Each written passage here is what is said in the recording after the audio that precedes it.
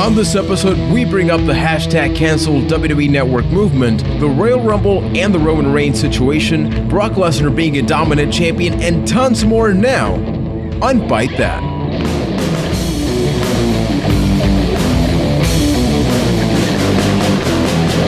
Hey everybody, you are listening to episode 75 of Byte That, the somewhat maybe international professional wrestling podcast where we talk about the ups and downs of that which we love, which are blizzards killing professional wrestling. Thanks for tuning in and checking out the show. Remember, we are available every Tuesday night, except tonight, or depends on when you're listening. We're on iTunes, Stitcher, TuneIn Radio, and of course, youtube.com/ByteThatCast.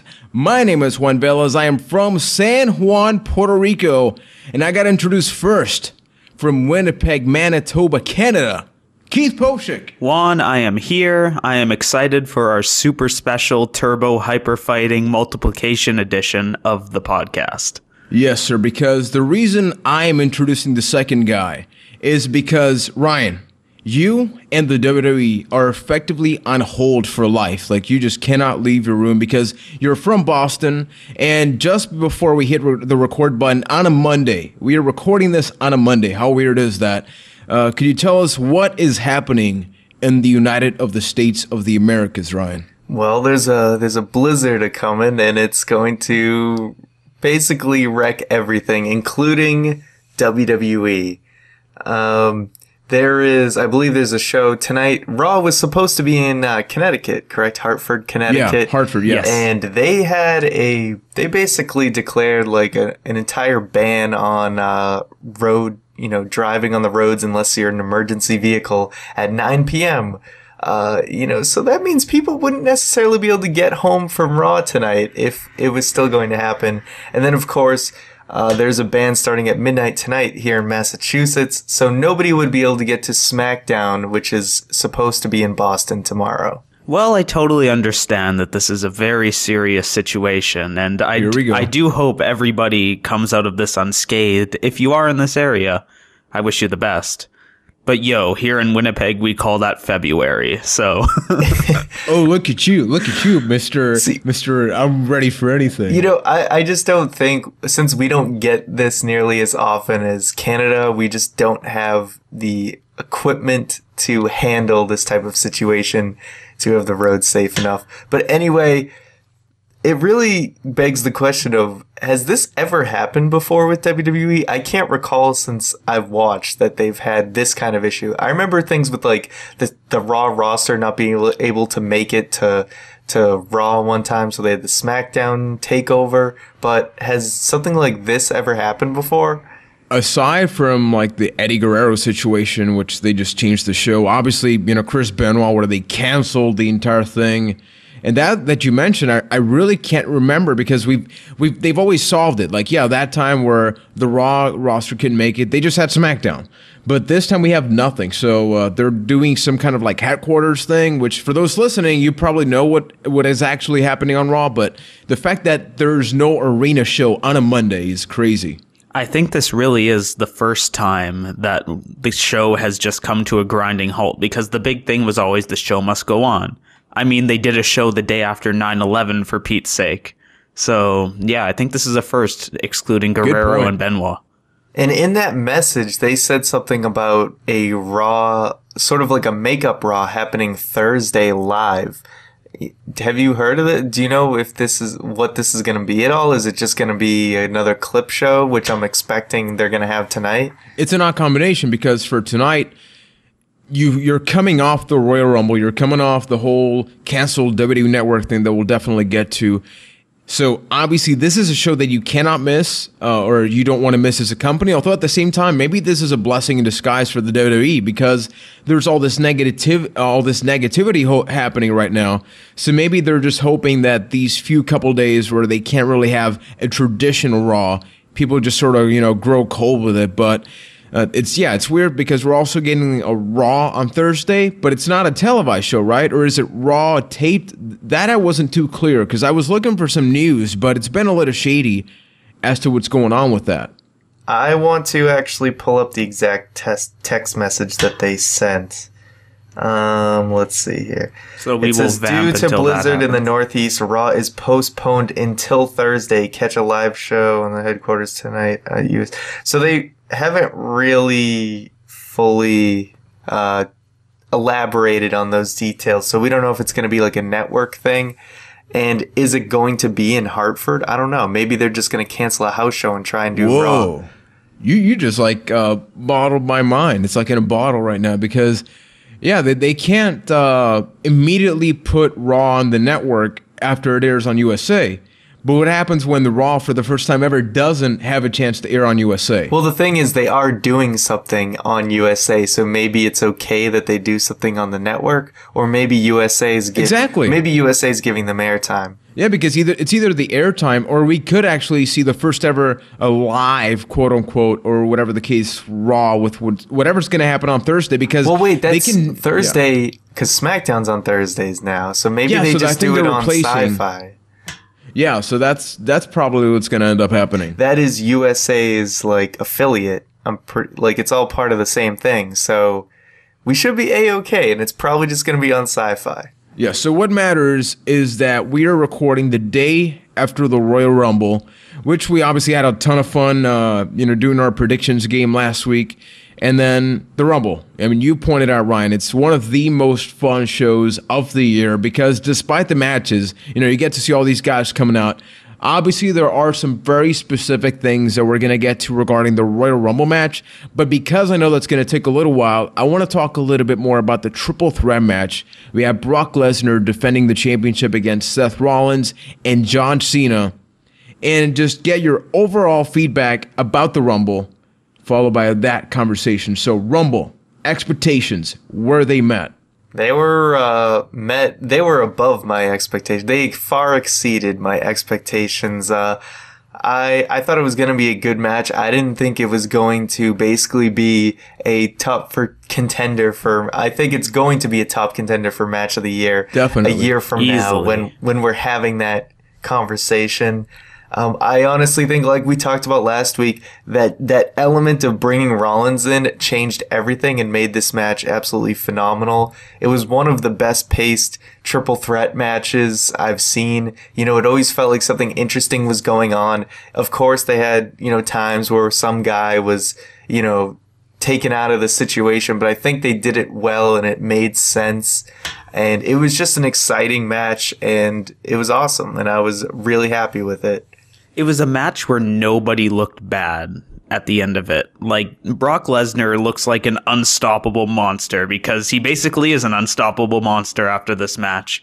Seth Rollins, I think he's the real star of this match. He had more than one really career-defining moment throughout that match, and Seth Rollins stepped his entire game up from the beginning of that match to the end. As a quick comment first, I think we can pretty much agree that before the show happened, we had talked about that the Rumble is basically a two-match show. But seriously, as we saw, there's nothing wrong with that. We had two main events because usually we're used to having, a throwaway championship match and then the Rumble. But both of the matches could have easily been the main event. And people, I think, would have been okay with it because of the magnitude. So that's probably why we won't really talk about the other stuff because, as you mentioned, Keith, and I know we've talked about this on our text chat, Ryan, Seth Rollins is undoubtedly the best worker, the best everything. I don't care what terminology people use. This man is the shit. And I got to say that word because there's no other word to really describe it. This man was perfect on the Rumble. I mean, the spots, the heat, the fact that the man, could stand toe-to-toe with Brock Lesnar and John Cena and look legitimate. I mean, that diving elbow spot, just something about that. Was I the only one that felt it? When he pulled that off, I was telling everybody there, I even tweeted it on our Twitter account, Byte That Cast, that is it. He became the man that moment because it was a pitch-perfect elbow on Brock Lesnar. So the fact that is happening alone is amazing, but just something about CM that you Punk just can't was very describe jealous. it. Indeed. Yeah, CM Punk's elbow had nothing on Rollins. Sorry, I'm probably going to get some hate, but let's be honest here. It was freaking awesome. No, absolutely. Rollins basically became my new personal favorite superstar officially after this show. I mean, I've been jumping on the bandwagon of Seth Rollins for a little while now, but no, this absolutely just kind of solidified it for me.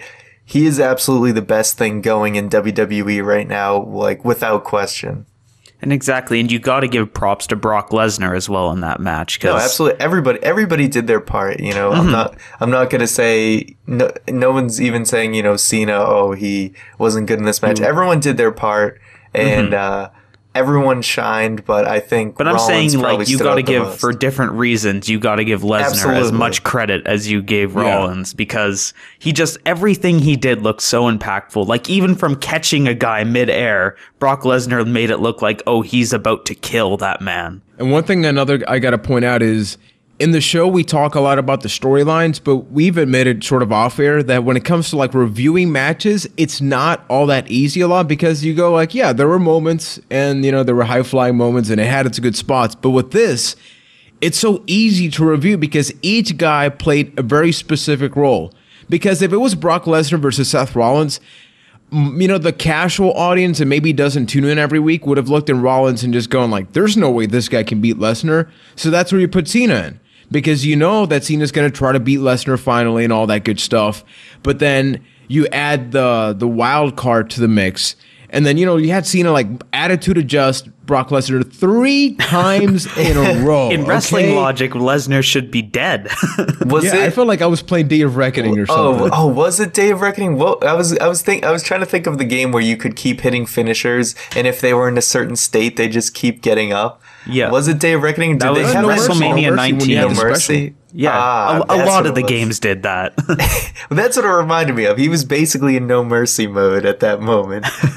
Yeah, but wasn't it amazing that it was basically John Cena and Rollins not even trying to beat Lesnar, but basically survive? Because for the majority of the match, Brock Lesnar, you know, he wasn't sweating. He was just German suplexing the crap out of everybody. There was that one suplex, just a normal suplex on Rollins, and he almost like flew out of the ring. It was just absolutely amazing. And I think it just made such... There's no other better result than Brock Lesnar coming out of that match the winner, because realistically, he is the best champion I think that the WWE has had in forever, really, for me. So to play devil's advocate for a moment here, and I'm sure we'll talk about this a little more later, but do you think they made Lesnar look too strong at the end of that match? Because now here's a guy that just decimated 2 of the top guys, and now they're going into one person facing him. Just something quick, because I know it's really hard to answer this without talking about the result of the Rumble. So Ryan, like, try to answer that without really making reference to Reigns, because I know it. Like, just going to be just as a Brock Lesnar character standpoint, is he too powerful? Well, first of all, way to cop out, like, Juan. Do they need to nerf Brock Lesnar in the next patch? Do they need basically? to nerf it? Pressure's on you, Ryan. Yes, they need to lower his damage of his German suplex by 25%. Nerd jokes. What I actually feel, though, maybe a little bit, they've definitely made him look like... I can't think of anyone besides maybe Andre the Giant who's ever been booked to look this powerful. You know? So it's up That's there. A lot of years. And I can't. Oh, I almost said his name, but I can't. But basically, whoever his opponent is has to be really freaking good to make the audience believe that he is that. Oh, I see what you did there. Lesnar is beatable. You know, they have to be really good. And I don't know if that's possible, because I can't think of anyone in recent history who's been booked to look this unbelievably strong. So that is absolutely a challenge in and of itself. And it's amazing, because I remember us talking before WrestleMania last year, okay? We had this exact same conversation about Brock Lesnar versus The Undertaker, which is what happens if Brock Lesnar dominates The Undertaker, because then obviously whoever beats him is going to have that pressure of, like, you beat the guy that dominated and conquered The Undertaker. So now not only do you have that factor, you have this. You have John Cena, who has time and time again looked just weak in comparison to Lesnar. Then you add Seth Rollins, you add J&J Security, you add all of those layers, And he still won cleanly. I mean, Brock Lesnar is not a heel. He's not a bad guy. That's why I posted a video on our YouTube channel. Like, what if he was a babyface? He is just a badass guy that loves to beat people up. He is basically Stone Cold, like, if he were the Hulk.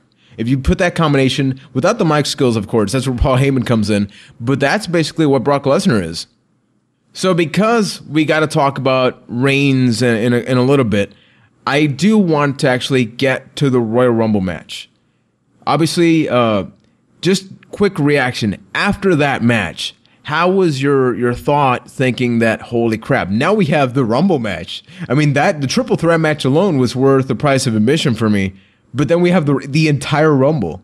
Well, obviously, I was pretty amped. I mean, the rest of the matches on the card were decent. I didn't think anything was outright bad. And then we have this amazing triple threat. So obviously, you're hyped going into the Rumble match. I mean, I'm always hyped every single year. It happens once a year. It's like Christmas in January. Exactly. There's so many variables that you're excited to just kind of see everything. Who's going to come out? Who's going to be the surprise entrant? There's so many elements. So, you're always excited for something. Exactly. So we do get to the Rumble match. Obviously, we had the conversation of who are going to be the Final Four, which, according to our show, we were way off. I don't think anybody could have predicted that Final Four, to be honest with you. No. How was your thought going when a guy by the name of Dean O'Brien, who we thought was going to win the Rumble or at least be in the Final Four, just gets randomly eliminated at just like the most unlikely, unexpected moment? It was almost kind of the same reaction of when the streak ended. You're like, whoa, did that just happen? And then Goldust music played and it said Shattered Dreams on the Titantron. So and you're like, I didn't think of that. If there was ever, it's like they knew. Yeah. And they did know. The whole thing, someone used the word on Squared Circle Reddit that basically perfectly described how this entire Rumble match was booked, and that is damage control. The entire Rumble was built for damage control for the winner to try and mitigate as much heat on him as possible, and it completely backfired. Basically, it was a very similar feeling when Daniel Bryan got eliminated. It was basically the exact same feeling as when Rey Mysterio came out at number 30 last year. It was worse, I think. It was worse, but it was basically, I felt it just reminded me of being in that exact same spot of like, oh man, now it's completely obvious who's going to win, and it's very disappointing. And just like that moment last year, the crowd just completely fell out of it at that moment. But I would say it even goes beyond Daniel Bryan as far as damage control happens. Like, the Rumble almost happened in two parts. There was the first half where all the big surprises happened, and it was like the real fun part. Then there was the second half, which was the Roman Reigns match, and everything was done around him. Yeah, ain't that ridiculous? Because just a couple minutes, we got Bubba Ray Dudley coming back, which is amazing. Yeah, that was awesome. Was amazing. And I did my best job of avoiding any spoilers, so like I had no, expectations of that happening because I know there were a couple of news stories about that. But Bubba Ray Dudley coming back, which for me, I was kind of like, I wish it was a little bit more Bully Ray-ish. It looked like he put on a couple more pounds ever since he left TNA, which kind of sucks because he was actually in really good shape. But how did you like that interaction with him being back? And then obviously he didn't have Diva on, so I don't know how to say it, but there was our truth in there. Yeah, take that for what it is. But I believe in my heart of hearts that Truth messed up that spot real bad when he didn't go "was up" on top of the ropes. Did they finally realize that maybe it's just a little too dated at this point? Well, I mean, he goes up there and says, "What's up?" So just change the wording a little bit. I didn't even put that together. Exactly. It's you have one job, man. One job. And you can't even do that. But no, I legitimately marked out because I had no idea he was coming back. Like, out loud, I was like, oh my God, that's amazing. And yes. Literally like that? Yes. Yes. Voice and all. I had no idea what was going to happen either. I didn't read any spoilers about anyone showing up as a surprise entrant. I wonder if it was more like his attire making him look bigger or if he actually has gained weight because, yeah, like you said, you kind of wanted him to show the WWE audience that, hey, like his Bully Ray elements of, hey, like I've transformed myself, but at the same time you want them to be familiar with who they've known before. But either way, I mean, I thought it was awesome. You know, he got his moment. It was obviously he wasn't going to win, but he got a few awesome moments before he was eliminated. I think playing up the Team 3D aspect of it was way better for the Rumble match because they were teasing so hard that Devon would come out too, even though he never did. Like, it was Bully Ray, then the Wyatt family came out, and you're like, exactly. Oh, Bully Ray's going to need a partner here, right? And then nothing happened. Gone. Yep. So I hope Bully Ray sticks around for a bit and shows more of that character off, but it was good for the Rumble. And the way I see it, obviously they got to bring it to the past because not everybody knows who Bully Ray is. They know who Bubba Ray Dudley is. So maybe he's back full-time in WWE. Maybe this was a one-time thing. But I'm assuming that they are going to try to transform him. Because if Devon's not here, I don't think the Bubba Ray Dudley character makes a lot of sense. Yeah, but if he does stick around, what's the thing that the WWE is in very, very dire lack of right now? Top heels. Teams. Well, okay. Yeah, that well, too. Both. Why not both? But Bully Ray would fit that role of a top heel perfectly. Plus, it's like it adds a man to it.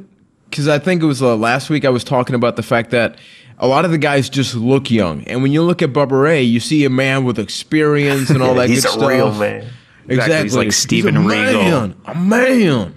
And we need a little bit more of that in the WWE. And obviously, the other guy I got to bring up. I mean, I do my DDP yoga at least 3-4 times a week. So Diamond Dallas Page came out. Obviously, you know, he's looking a little bit older.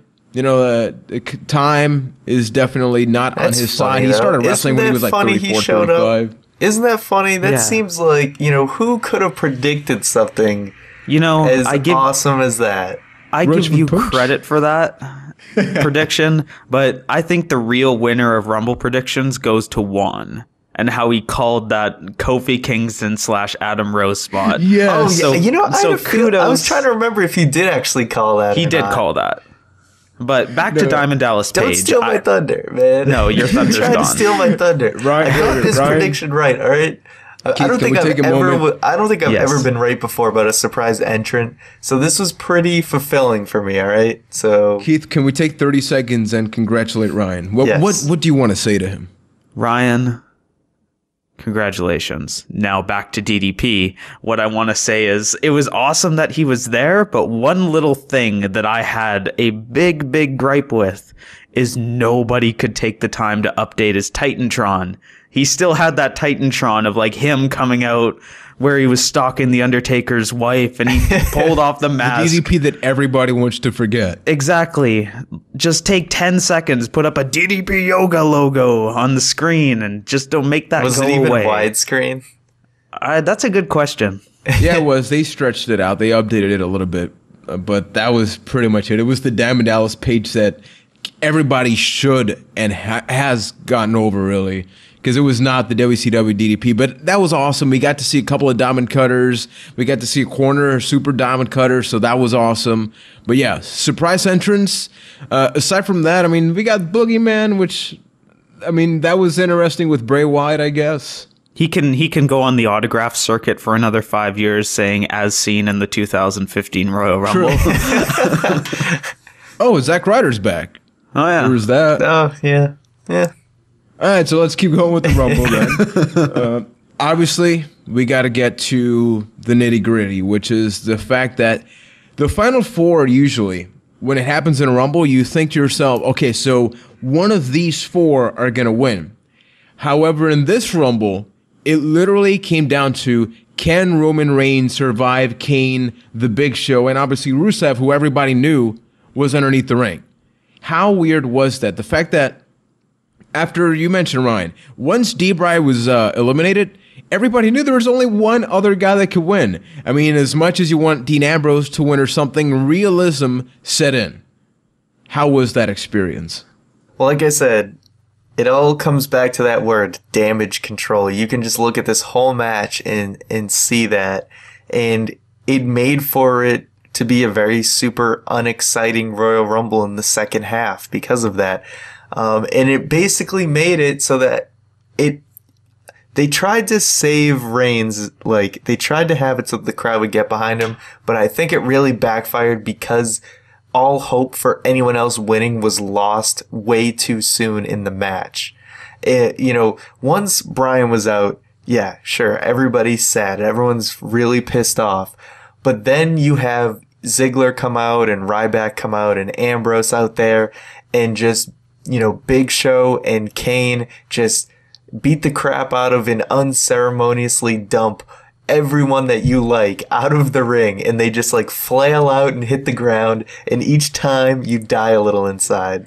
I think that's where the real issue lies. I think that's where most of the anger came from, because the match was what it was. We all knew what was going to happen. Reigns. It's no, not exactly. even about Reigns. It's not even about Reigns at all. They just made you hate Reigns because of the way that they did they just gingerly threw Ziggler and Wyatt out of the Rumble. Like, oh, these guys don't mean anything. Let's just scrape them to the side and get on with the Rumble. Like, it was heartbreaking.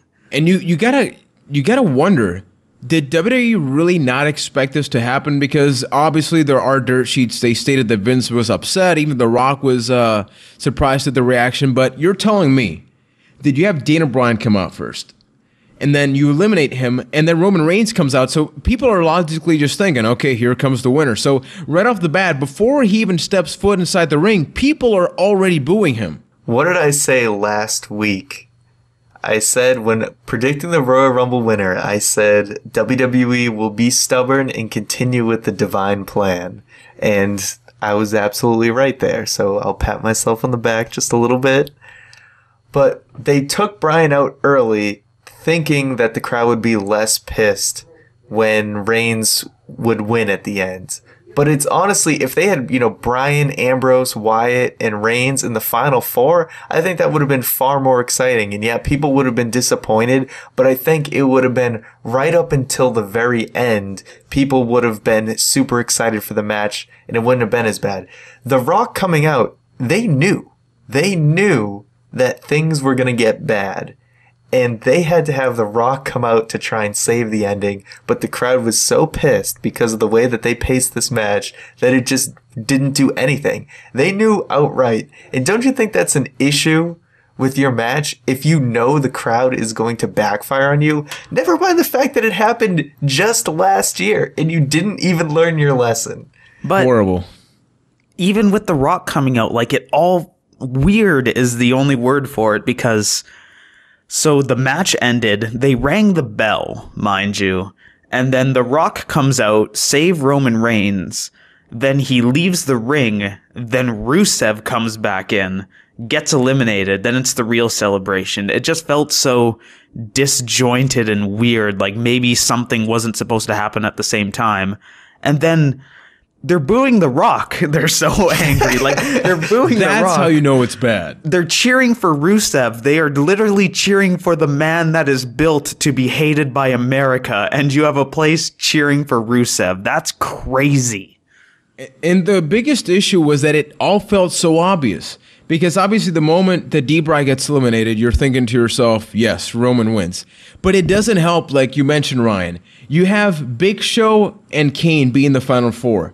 That alone just makes it worse, because you're thinking, okay, there's just no way that the two men that always, they always say, oh, these men, they're the highest contenders to win. They never win. Come on. So then you have them punch Ziggler and just dump him out. They dump Dean Ambrose out, as you said, Ryan. And then you have that awkward finish. That just seems like the worst decision I've really seen in wrestling in a couple of years. By the way, quick note. Real big freaking cop-out to have the Big Show and Kane eliminate those people so they can both break records. Like, try a little harder, please. Yeah, and did anyone else get the feeling, just like maybe 75 to 80% of the way through the match, that when people were just kind of fighting and the crowd was silent, it felt like the wrestlers even gave up on the match. Like, I felt like Kane and the Big Show were like not even trying. And especially afterwards, when they were deciding to beat up on Reigns after they were eliminated, it was like they just didn't even care. wrestling's about the atmosphere. I mean, how many times have wrestlers said you can have a 5-star match if the people don't react? It's by all means a horrible match because it's based on the audience. And as you said, man, they knew going in that the crowd was going to dump on this. There are so many other ways. Like, we're not here to book. We're not here to pretend we're part of the booking team. We're not Booker T, that for that matter either. So right off the bat, I know that it's not a situation where we can go, I guess I'll get rid of that shucky ducky moment of the week then. Quack, quack, man. But it's the matter of we as fans invest so much time. And we'll get to the whole canceled WWE Network thing after the pick of the week. But you did it in such a bad way that Philadelphia, one of the loudest, rowdiest, most expressive crowds, after a while, they were just quiet. Like, you just heard the mumbling. Because usually in matches, you hear like people chanting or cheering. After a while, you just heard a ton of mumbling of people just like talking. You could tell they were just having like conversations during the Royal Rumble. Okay? This is how you kick off the road to WrestleMania. So obviously, it kind of sucks that right now we're recording like when technically Raw is about to start, when we're not getting like a legitimate Raw, because you know they're going to figure out a way to sort of like smoothen this out between now and the Raw that's apparently supposed to happen on Thursday. But it just leaves such a bittersweet taste in our mouth, because then what are we dedicating our time to? When it gets to the point where just this entire match just felt so disconnected with what we want. It's a lot to take in, I know. I was really pissed off last night. No, I think I've pretty much said everything I needed to say. So, question for you, Juan. Why were you pissed off? I was pissed off because wrestling is about being hopeful. I mean, what happened last year? D-Brow wasn't even in the Rumble, so we were hopeful that this was going to keep happening. But it's getting to the point, and I'm not saying that the product is bad right now. I'm actually enjoying the product. Like, it's gotten way better, so I'm not here to say, like, oh, WWE should go back to the Attitude Era or any of that stuff. I'm personally enjoying the product. But it feels like in these big moments, they're just thinking, okay, so people will forget about it tomorrow night, or we'll fix it in you know, like in Raw, we'll cut a promo or something. And that's happening a lot. And that's getting to me, because you're basically, the lead up is basically the most important part, because when you get to the conclusion, which is the actual match, how many times have we said, like, inconclusive finishes, like with Dean Ambrose and Bray Wyatt, Seth Rollins and Dean Ambrose, all these things that we care about so much, they just seem to figure out a way to like just sort of move along. It just doesn't end. We don't get that conclusion. And I mean, last night was the perfect example. You know, I don't think there's going to be that person, that superstar that people are going to get behind to sort of save us like Daniel Bryan did last year. I think we're actually just going to get the thing that we don't want. And it's like, I know it may seem selfish of the audience to just completely turn their backs just because they don't get what they want. But, you know, Vince himself says that, you know, our reactions, our crowd reactions are what's supposed to dictate who becomes, you know, what. And I think they had plenty of other candidates that people wanted to see win more than Roman Reigns. And that's why this backfired. And it's just, and part of it is just predictability. We've known this since SummerSlam, and we just wanted to see anything else but the expected happen. And the expected happened. What we've basically been speculating since the end of last WrestleMania is basically already come to fruition, and without any, you know, any differential thing happening, or whatever the hell the word is. I was thinking about it this morning, and it's kind of crazy, because if you look back exactly 10 years from now, it's the exact same situation, minus Daniel Bryan being thrown into the main event of WrestleMania. But at WrestleMania 20, the guy who never really got the shot and then went to win the big one won. And then at WrestleMania 21, that's where the Machines guys took over. That, except last time it was 2 people instead of 1, and now it's just 1 person to take all that heat. So history is basically repeating itself right now. That's amazing. At least at WrestleMania 21, like, Batista was organically made a superstar. At least it felt organic. But Yeah, I think yes and no, but Batista's the luckiest wrestler in history because he was coming up at the same time as John Cena, who took all the heat for him. So, but the crowd loved Batista. Like, Batista was because absolutely... Because the other alternative was John Cena, who everybody hated. No, it wasn't just that. The way that they built Batista to break out of Evolution was great, and everybody loved it. Exactly, because you got to think with the Shield, it was 3 equals, one of them split, and from the moment on, you could tell that WWE had a very specific plan. With Batista, realistically, he was Triple H's bodyguard, and it got to the point where people were just cheering him. I remember when we had, I believe it was Elimination New Year's Revolution here in Puerto Rico. Like, Batista was still supposed to be like a top heel and all that, and the man could just not be booed because he was badass. He was basically, now that you bring up comparisons, he was built up the way Roman Reigns should have been built up, which is that, guess what? I'm badass. I'm so badass, I don't need to do all these things. I'm just going to keep doing my thing and get over. But with Roman Reigns, you had The Rock come out at the beginning, at the end of the Royal Rumble, and then cut a promo after the Rumble in the post show to sort of try to make things up. That is a big problem. I admit I was wrong on the Batista thing, but my point stands. Although, I mean, Randy Orton was technically supposed to be their divine plan at the time, and you know what? Hey, they called an audible, and Batista became a major star. Exactly. And then Orton did too eventually. But we do have a couple more things to talk about, but because I know it's going to get dark. This is a very dark episode. So I want to take a break and bring up this week's... Ladies and gentlemen, it's time for the Pick of the Week! That's right, for 2 weeks in a row, it is Pick of the Week time. I was going to do a tweet, but I stumbled onto something this weekend on the WWE Network, which you can get for $9.99 still.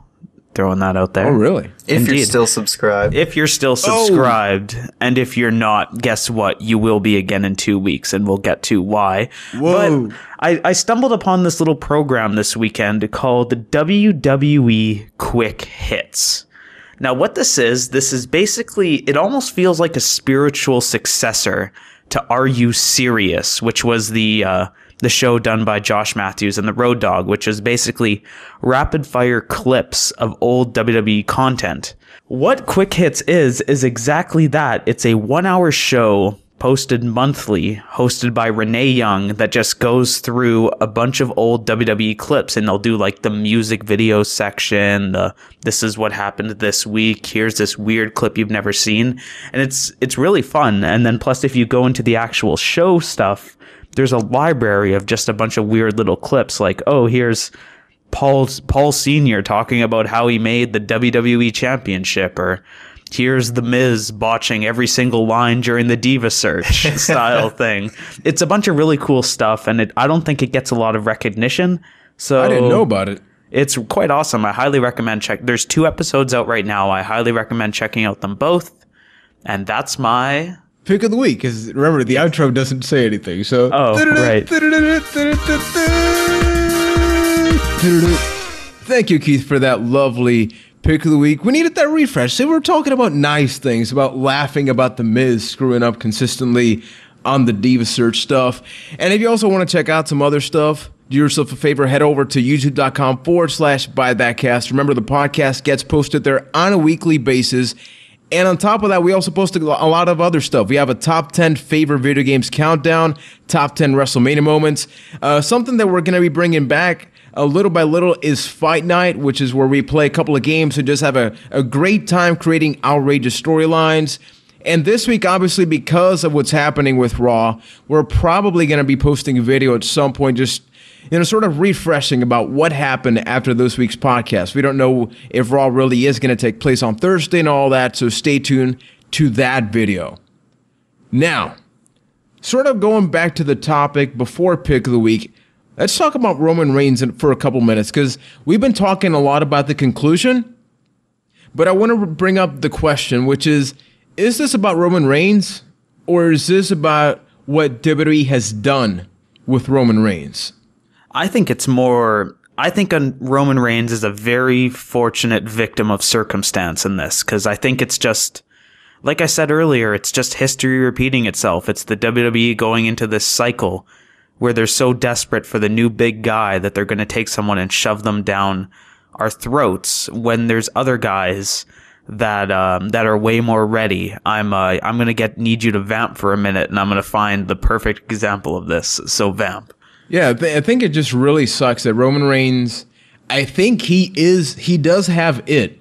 It's just that he has been in wrestling way shorter. I mean, this is not something that happens overnight. Even Batista, you could tell, much like Reigns, like he was going to be somebody, but that didn't happen overnight. The man started with Reverend Devon. He was Deacon Batista.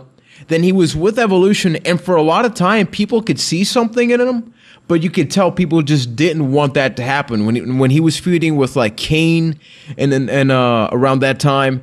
But it wasn't until people sort of clicked that they started cheering him and all that you could tell the WWE's like, okay, then, well, I mean, Randy Orton was already a made man, so let's make Batista a made man. But Rollins is still being made that guy, and yet you're already jumping the shark with Roman Reigns. And I think, a lot of people were better off for having waited. I think if Reigns gets the title too soon, it is really going to hurt him. I mean, even, guys like Cena and Orton were in the company for quite a few years before they ever won the championship. And, Reigns, this would only be like his third year or something like that? Yeah. He definitely, not even... In the main roster, yeah. Not even 3 years, I don't think. I think he's only been in he's only been on the main roster for about 2.5 years. Give or take, yeah. It was Survivor Series 2 years ago. So it's just a little over 2 years, actually. And that's just, I feel like it's way too soon. He, didn't really have much indie experience from what I know. So he really has not been in the business that long. And it just seems like I was trying to say earlier, in previous episodes, that, just give him a big match at Mania. Don't put the title on him right away. But, like Keith said, they're just so desperate. And, despite despite the fact that it would do them better in the long run, they want to rush to putting him on top. My argument again would be look at John Cena 10 years ago and compare it to Roman Reigns' career. It's kind of startling, but is this just part of sorry, one quick thing. Is this maybe just part of this almost Money in the Bank era of rushing people to the championship? Just something to think about. Exactly, but I found the post that I was talking about earlier. Now, all credit goes to YHMMOT Humut or something like that on a squared circle. So the best comparison I've seen in regards to the whole Roman Reigns situation. Let's imagine you're the owner of a restaurant. You want to create a new menu for people eating, so you go to one of your chefs. You have a ton of great chefs who make successful dishes, but you don't personally see why. Now, on the other hand, you really like this one guy, but all he can make is plain spaghetti. Now, any sane person would have one of the more talented chefs create the menu, but you decide, since they're not as cool as your favorite chef that nobody else seems to like, you put that chef in charge of making the menu. And this leads to a menu filled with plain old spaghetti. Now, nobody likes the spaghetti, but they really love the restaurant. So there's basically a huge public outcry to change the menu to something else.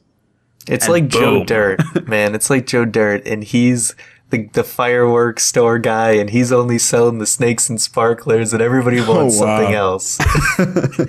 I like spaghetti, though, but yeah, I can do like once a month maybe worth of spaghetti. So I can see where that analogy definitely comes into play. And for those listening, I do need to ask, what was your reaction the moment you saw Daniel Bryan get eliminated, and then when you saw that Roman Reigns won and the whole situation with The Rock? And by the way, I just want to ask you guys, did you check out the post-Rumble show they had on the network? Negative. But I did see the interview with The Rock afterwards, and he seemed kind of lost there. They both did. Even Roman, you could tell he was trying to talk and ad-lib, but it just wasn't happening. At one point, he just randomly laughed, and it just seemed really out of place. It just doesn't look natural. And oddly enough, whenever Roman just talks, outside of WWE interviews or something, the guy's charismatic, so there's no doubt about that. It just seems like this is something really bad. This has not happened ever before because we ended the streak. He won the Rumble.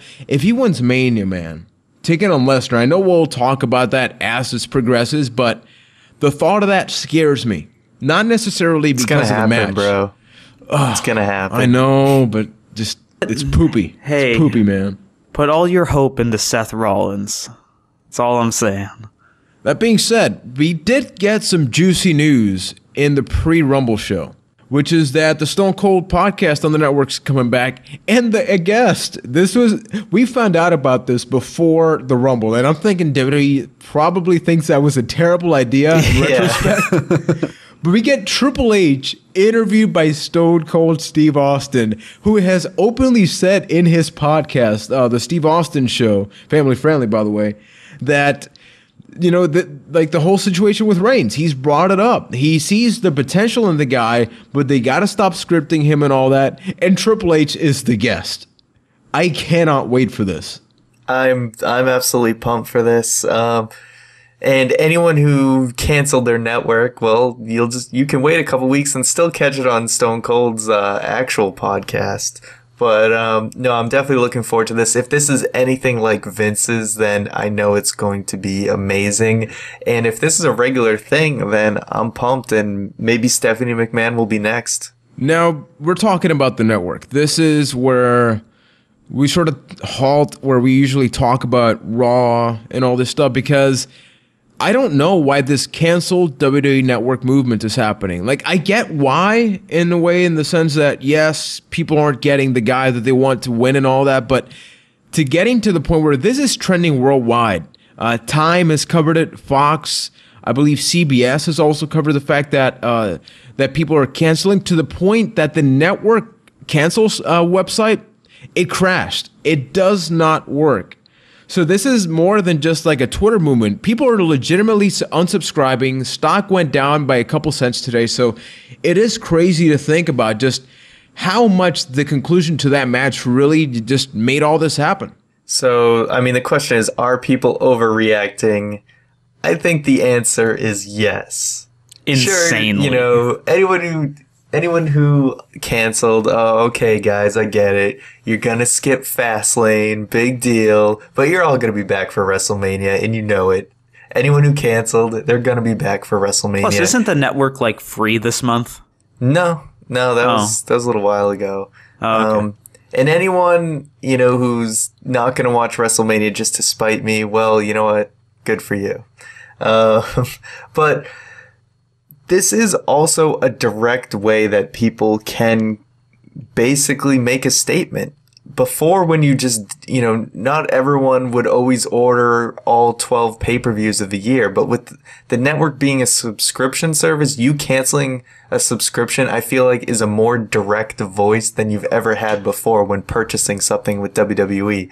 So, it does make a statement. Whether people are actually going to live up to it is one thing, but I do think this is a direct way to tell WWE you're not happy with the product, and that's by canceling.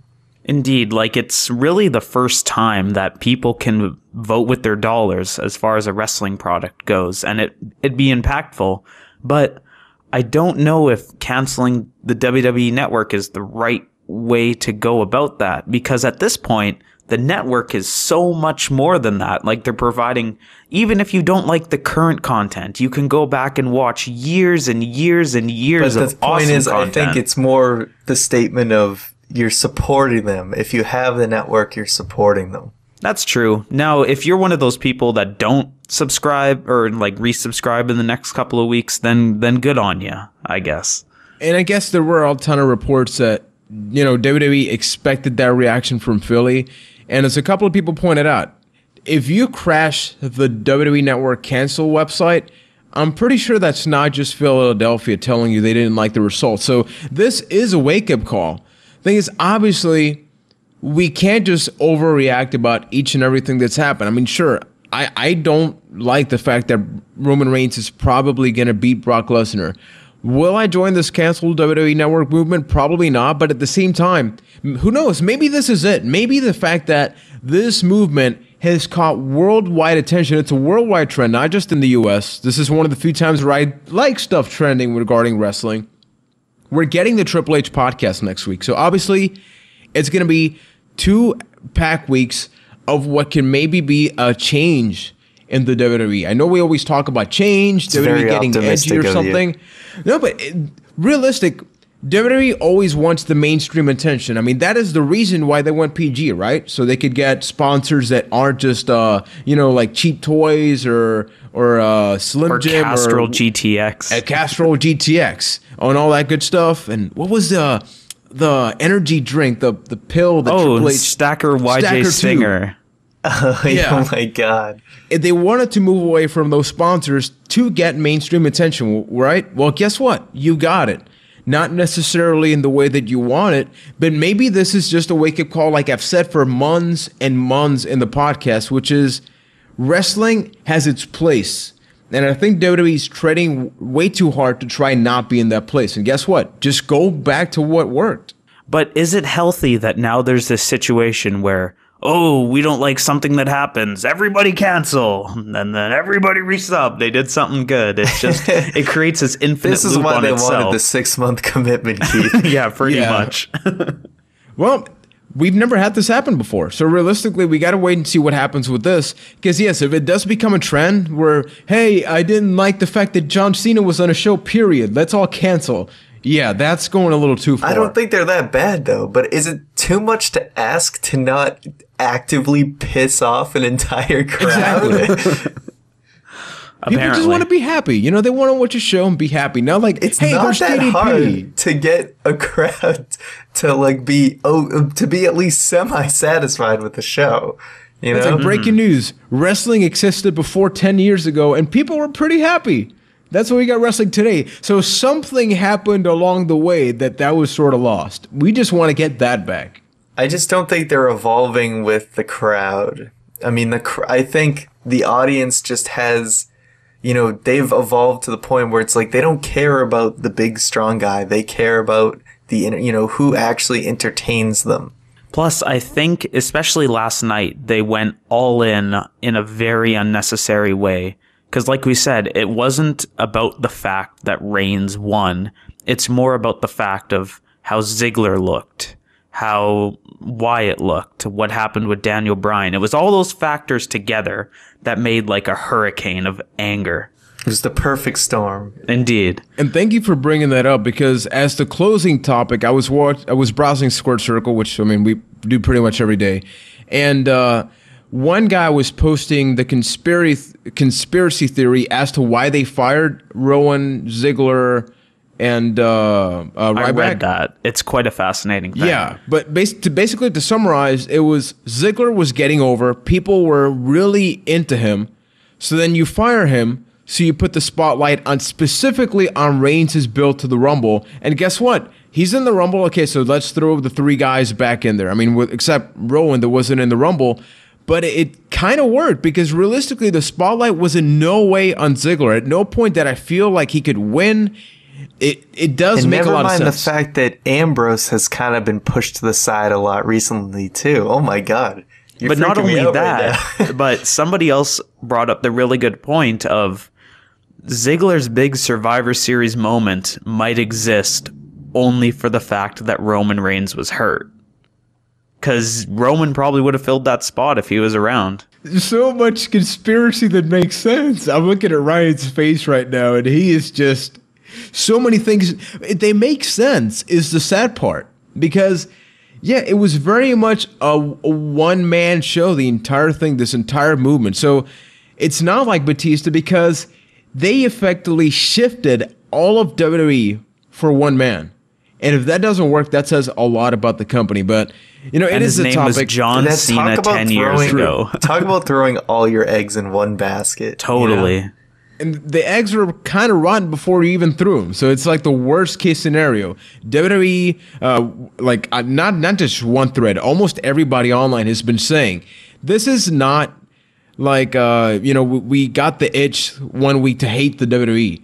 This has been happening for months. Ryan said it.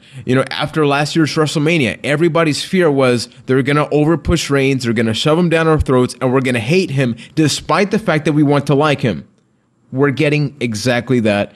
And everything we've said has been happening. And every step of the way, we've been tweeting to the WWE. We've been doing all that stuff because we like this. I mean, we have a podcast because we want to be optimistic about WWE. We don't want to be sitting here, trashing WWE every week. That's just not fun.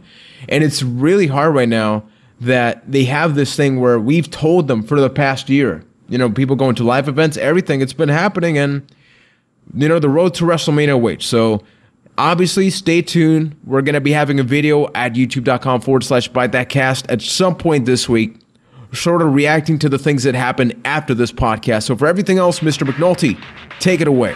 All right, well, we want to thank everyone for tuning in once again to another edition of the Byte That Podcast. Before I go, just a few quick things I'd like to go over. Subscribe to our YouTube channel, youtube.com/ByteThatCast. We got Fight Night coming back soon. We've got a WWE Raw Fallout coming down this week because we didn't get to talk about it, as well as the fact that you can always catch the podcast on that channel as well as on iTunes and Stitcher. Don't forget to follow us on social media as well at ByteThatCast. Tweet us your questions, and you can like us on Facebook, facebook.com/ByteThatCast. And for everything else, you can go to ByteThat.com. So thanks once again for listening, and we will see you guys next week. Take care.